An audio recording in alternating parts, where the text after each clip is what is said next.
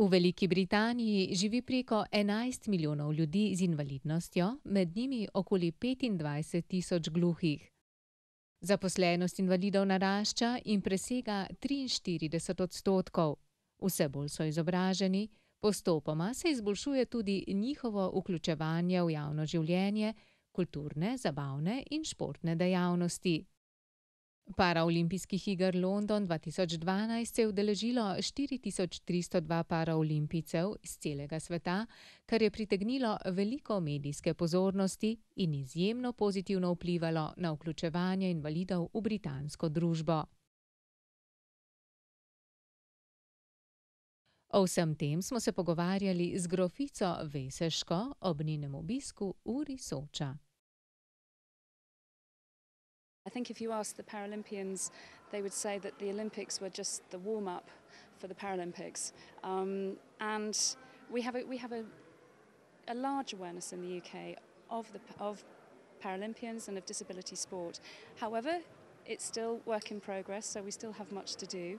I think it's growing.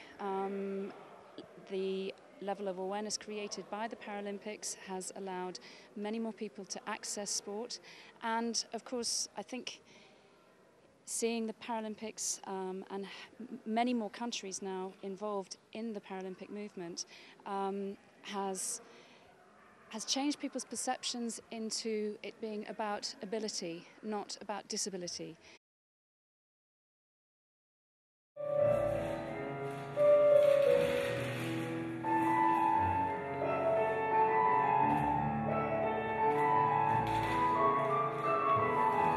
Well, I still think we're a long way short of full integration. I think we have to be honest about that. But it is getting better. I think there have been more people who have been prepared to come into disabled sport as coaches. I think more sports facilities are becoming easier to access for people with disabilities. And I think at a local level, people are starting to encourage more people to get involved with sport. The Paralympics has created a really good platform to be able to move on to do greater things and to create even more awareness and more opportunity for people, which of course for health reasons and for inclusion is so vital.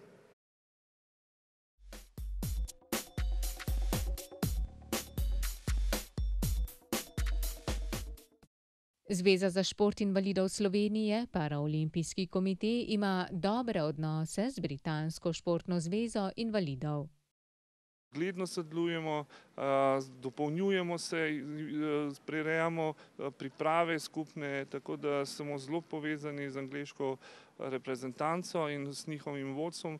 Iz Velike Britanije si želimo prenesti predvsem sistem kategorizacije športnikov.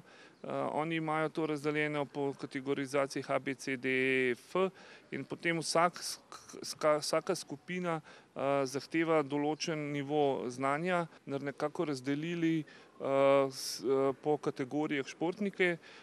Tako bomo dobili vrhunske športnike in tiste, ki se nekako še prebijajo.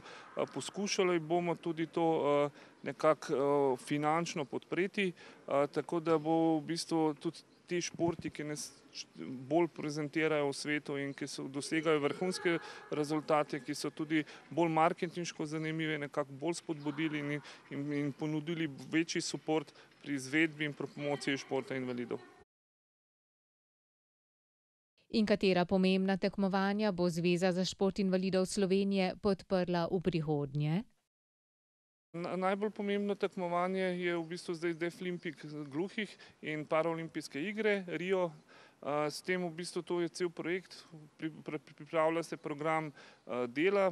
Deaflympic igre bodo sedaj v poletnem času, tako da so zadeve v bistvu v realizaciji v končni fazi. Predvsem pa želimo na ta način v bistvu na velikih tekmovanjah se promovirati in da nas v bistvu spoznajo in prepoznajo, da imamo v Sloveniji glede svoje majhnosti odlične športnike, vrhunske športnike. Spletna TV bo poročala neposredno s prizorišča olimpijskih tekem v Sofiji od 26. julija do 4. avgusta. Bodite z nami in navijajte za tenisača Marina Kegla in našo košarkarsko reprezentanco.